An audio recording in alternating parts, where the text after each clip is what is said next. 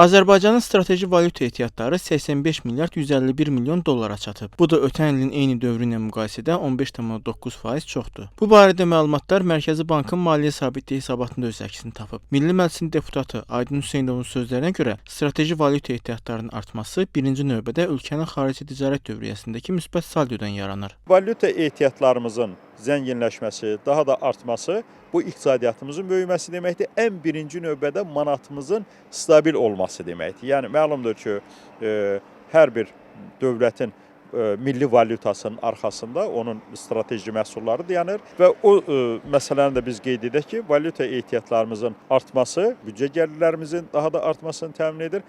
Əgər büdcə gəlirləri proqnozlan kifayət qədər çox daxil olmalar əldə olunursa və bu yenidən büdcəyə baxılmasını da deyək ki, aktuallaşdıra bilər bu məsələni. İqtisadçıların fikrincə, valyuta ehtiyatlarının artımının səbəblərindən biri də ixracın idxalı üstələməsidir.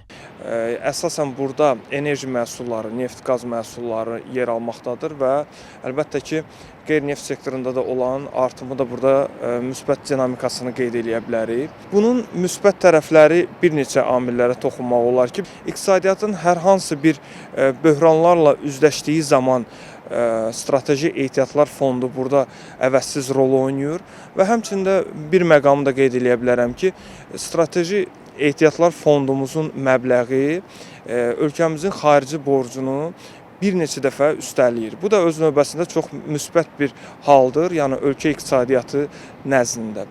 Mərkəzi Bankın digər bir statistik məlumatına əsasən 2025-ci il ərzində ölkə banklarına dollarla yatırılan depozitlərin həcmi 2024-cü illə müqayisədə 1,9% azalaraq 35,6% təşkil edib. İqtisadçılar hesab edir ki, bu göstəricilər manatla əmanətlərə üstünlük verildiyini göstərir. Bunun da əsasları var. Əsas ondan ibarət ki, neçə illərdir, yəni belə deyək də, manatın məzənnəsi stabil olaraq qorunub saxlanılır.